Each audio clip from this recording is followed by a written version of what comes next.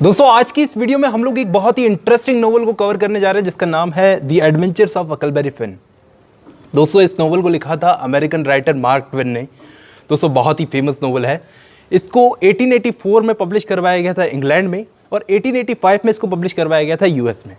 दोस्तों इसकी सेटिंग रखी गई है साउथ अमेरिका में, साउथ की तरफ मिसिसिपी रिवर है उसके अराउंड। दोस्तों इसका पॉइंट ऑफ व्यू है फर्स्ट पर्सन लिमिटेड और ये एक चिल्ड्रन नोवेल है, सटायरिकल नोवेल है। दोस्तों ज़्यादा टाइम न वेस्ट करते हुए हम लोग शुरू करते हैं आज की हमारी वीडियो। दोस्तों इस नोवेल को स्टार्ट करने से पहले मैं आपको बता दूं कि इस नोवेल के आने से पहले मार्क ट्वेन की एक और नोवेल आई थी जिसका नाम है द एडवेंचर्स ऑफ टॉम सॉवियर। और उसी नोवेल में टॉम का एक दोस्त था, एक कैरेक्टर था जिसका नाम था हकलबेरी। वो हकलबेरी इस नोवेल का मेन कैरेक्टर है।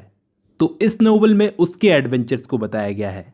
तो इस कहानी के शुरू होने से पहले उस नोवेल में इन लड़कों ने एक एडवेंचर किया था और चोरी किए हुए गोल्ड को पकड़वाया था जिससे इन्हें बहुत पैसे मिले थे। तो वो कहानी हो गई अलग। अब हम लोग इस कहानी को शुरू करते हैं। तो इस कहानी की शुरुआत होती है सेंट पीटर्सबर्ग से। तो हकलबेरी इस कहानी का मेन कैरेक्टर है जिसको आगे इस कहानी में हम हक बोलेंगे। ये एक लड़का है और इसके दोस्त का नाम है टॉम सॉवियर। इस हक का फादर शराबी है और फिलहाल ये लड़का एक औरत, एक विडो डगलस के साथ में रह रहा है। ये औरत का नाम है विडो डगलस, जिसने इस हक को सिविलाइज बनाने के लिए अपने पास रख रखा है। इस वुमेन डगलस के साथ में इसकी एक दिखावटी बहन मिस वॉटसन भी रहती है।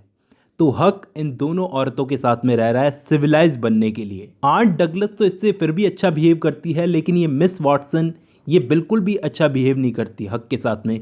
इसको गालियां देती है और दिखाने के लिए ही अच्छी है कि मैं कितनी अच्छी हूँ। एक्चुअली ये अपनी बहन से बिल्कुल नहीं मिलती। हक बिल्कुल भी इन दोनों औरतों के साथ नहीं रहना चाहता। वो सोचता है कि मैं क्यों इन दोनों के साथ में रह रहा हूँ, ये क्यों मुझे सिविलाइज बनाना चाहती हैं। लेकिन फिर भी हक अपने दोस्त टॉम के कहने पर इन दोनों औरतों के साथ में रहता है। टॉम हक को कहता है कि अगर तुमको मेरी गैंग ज्वाइन करनी है तो तुम्हें सिविलाइज होना ही होगा। तो जैसा जैसा विडो हक को बोलती है उसे वैसा ही करना पड़ता है, क्योंकि हक को टॉम की गैंग ज्वाइन करनी है। लेकिन अब क्या होता है, ये हक इन लोगों के साथ रहता रहता इस सिविल लाइफस्टाइल को एंजॉय करने लगा था। लेकिन मैंने आपको बताया कि इसका एक लंपट अय्याश फादर है जिसका नाम है पैप। वो एक रात अचानक इसके रूम में आ गया तो हक अपने फादर को देख करके डर गया। अब दोस्तों मैं आपको बताऊं, ये हक का फादर पैप जो है ये दुनिया का सबसे अजीब फादर है। ये बिल्कुल भी नहीं चाहता कि इसका बेटा एक अच्छा आदमी बने। ये इसको फटकार लगाता है कि सिविलाइज बनेगा और ये अपने बेटे को कहता है कि जो तेरे को इनाम में पैसे मिले हैं वो मुझे दे। अब दोस्तों ये क्लेम करने लगता है इसका फादर कि ये मेरा बेटा जो है मेरे साथ रहेगा। यहाँ का एक लोकल जज है, इस एरिया का एक लोकल जज है, उसका नाम ये है। इस जज के पास इस हक के पैसे पड़े हैं। ये जज बिल्कुल भी नहीं चाहता कि हक वापस अपने फादर की कस्टडी में चला जाए, क्योंकि माँ तो है नहीं हक की जो इसको बचा ले, और इसका फादर है शराबी तो इसको मारेगा। लेकिन ये पैप क्या करता है, अपने बेटे को किडनैप करके वहां से घसीटता हुआ मिसिसिपी रिवर के पास ले जाता है। किसी को भी बिना बताए वहां से किडनैप करके अपने बेटे को ले जाता है मिसिसिपी रिवर के पास में, एक छोटी सी कुटिया में, झोंपड़ी टाइप की होती है, जो एक कमरे में बंद कर देता है अपने बेटे को। ये इलाका एकदम सुनसान था। ये उस जगह पर अपने बेटे के साथ रह रहा था। जब जब ये बाहर जाता तो अपने बेटे को बाहर से लॉक करके चला जाता था। एकदम कैदी की तरह रखता था अपने बेटे को उस कुटिया में बंद करके। और शराबी तो ये था ही। तो जब भी ये शराब पी के रात को घर पे आता था तो अपने बेटे पे जुल्म करता था, उसको मारता था।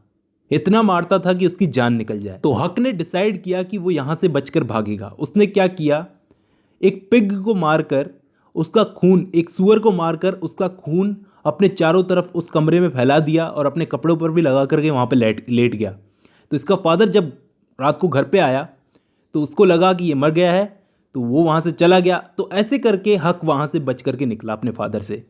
फिर उसने छोटी सी एक नाव पकड़ी। उस नाव से वो जैक्सन आइलैंड नाम की जगह पर पहुँचा। वहाँ इसे एक काला आदमी मिला जिसका नाम था जिम।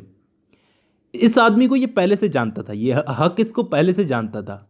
ये काला आदमी जिम मिस वॉटसन के पास काम करता था और वहाँ से भाग आया क्योंकि इसने सुन लिया था कि मिस वॉटसन इसको कहीं बेचने वाली थी। तो ये वहाँ से भाग आया। जिस जगह पर मिस वॉटसन इसको बेचने वाली थी उस जगह पर बहुत ही जुल्म किया जाता था काले लोगों पे, इसलिए ये वहाँ से भाग आया। अब ये जिम और हक जैक्सन आइलैंड पर रहने लगे, साथ में फिशिंग करते थे, आराम करते थे और ऐसे ही अपनी लाइफ काट रहे थे। तभी एक दिन तूफान आया। तूफान में एक राफ्ट इनके पास बहती हुई आई और इन्होंने क्या देखा कि नदी में एक घर बहता हुआ आया। उस घर में एक डेड बॉडी थी।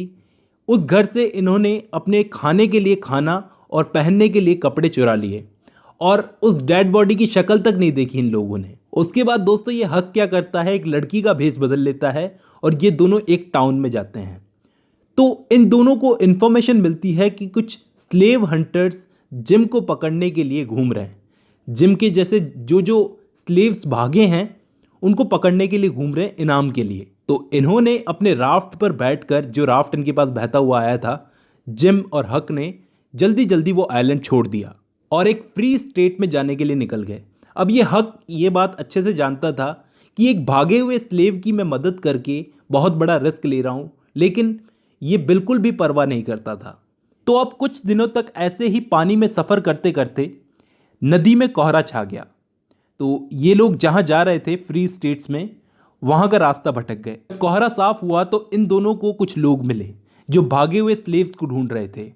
तो हक ने क्या किया, ये जिम तो लेट गया उस राफ्ट पे। तो हक ने इन लोगों से झूठ बोला कि मेरे फादर को स्मॉल पॉक्स नाम की बीमारी हो गई है, तो वो लेटे हुए, मेरे फादर लेटे हुए हैं। तो एक्चुअली ये जिम था, ये जिम लेटा हुआ था। तो वो स्लेव हंटर्स डर गए कि हमको भी ये बीमारी लग जाएगी, तो उन्होंने हक को कुछ पैसे दिए और जल्दी जल्दी यहाँ से निकलने को कहा। तो जिम और हक दोनों बच गए। अब ऐसे ही चलते चलते एक रात गुजरी। अगली रात को इनका जो राफ्ट था वो एक स्ट्रीम बोट से टकरा गया। तो राफ्ट टूट गया और ये दोनों, जिम और हक, दोनों अलग हो गए। तो ये हक बहता बहता एक घर के सामने पहुंच गया। ये घर एक बहुत ही पैसे वाली फैमिली का था, ये उस फैमिली का नाम है। तो उस फैमिली ने हक को अपने साथ रख लिया। लेकिन इस फैमिली की शेपर्डसन्स नाम की एक दूसरी फैमिली थी।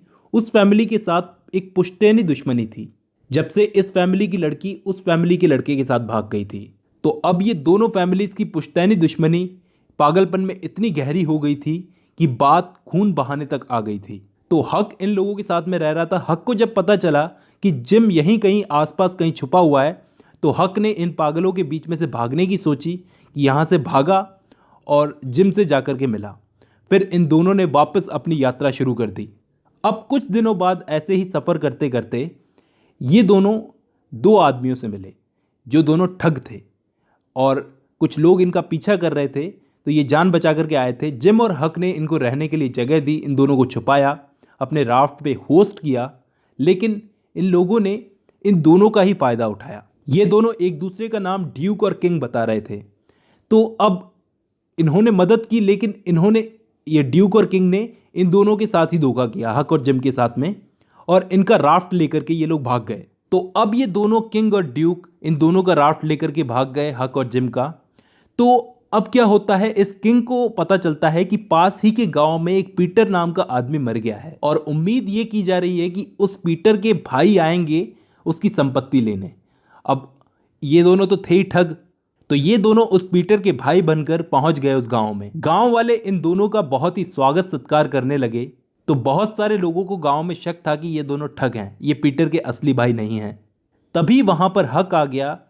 वो चाहता था कि वो इन दोनों को एक्सपोज कर दे, वो सबको बता दे कि ये दोनों कौन है, हमारा राफ्ट लेकर के भागे हैं, पीटर के असली भाई नहीं हैं।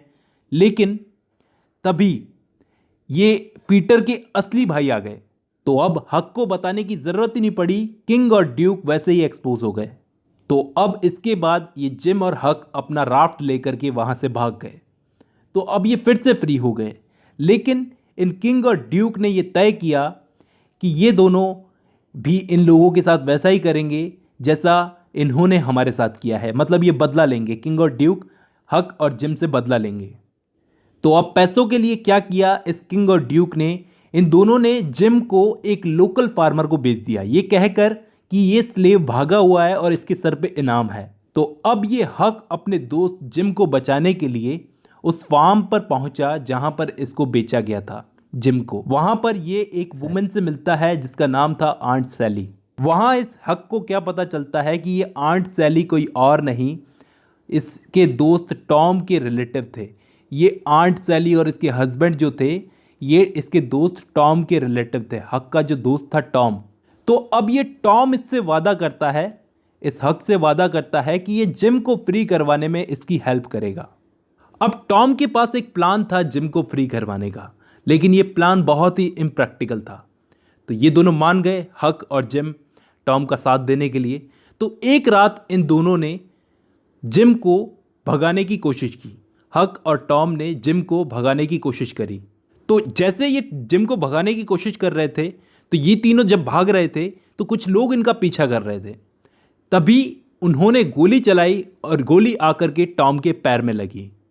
अब टॉम जब घायल हो गया तो जिम ने अपनी फ्रीडम के साथ सैक्रिफाइस कर दिया और टॉम के साथ वहीं रुका रहा जब तक कि हक डॉक्टर को नहीं लेके आ गया। और इसका अंजाम क्या हुआ, जिम को वापस कैद कर लिया गया। अब टॉम जब घायल था तो ये धीरे धीरे रिकवर हो रहा था। जब ये पूरी तरह से रिकवर हो गया तो इसने अपनी आंट को और हक को बताया कि मिस वॉटसन के पास ये कैदी था, ये जिम। तो मिस वॉटसन ने अपने विल में लिखा था मिस वॉटसन की डेथ के बाद में जिम फ्री हो जाएगा। और ये टॉम बताता है कि 2 महीने पहले मिस वॉटसन की डेथ हो चुकी है। ये टॉम किसी भी हाल में जिम को फ्री करवाना चाहता था। अब चीजें धीरे धीरे सुधर रही थी। तो इस जिम ने हक को बताया कि तुम्हारे फादर पैप की डेथ हो चुकी है। एक्चुअली दोस्तों, इसके फादर की डेथ कैसे हुई, पैप की डेथ कैसे हुई, जो नदी में बहता हुआ घर आया था इन दोनों के पास में, उस घर में जो डेड बॉडी थी वो एक्चुअली इसके फादर की थी, हक के फादर की। तो चीज़ें अब धीरे धीरे सुधरने लगी थी। इस हक को उस जज से इसके $6000 भी मिल चुके थे, जो इसको रॉबरी का गोल्ड पकड़वाने के लिए मिले थे, तो वो भी मिल चुके थे। तो अब ये जो चाहे वो कर सकता है उन पैसों से। तो अब ये डर गया कि आंट डगलस इसे वापस सिविलाइज्ड बनाने के लिए अपने पास रख लेंगी। तो इस कहानी की एंडिंग कुछ इस तरह से होती है कि ये हक तय करता है ये वेस्ट की तरफ जाएगा अपने एडवेंचर्स को कंटिन्यू रखने के लिए।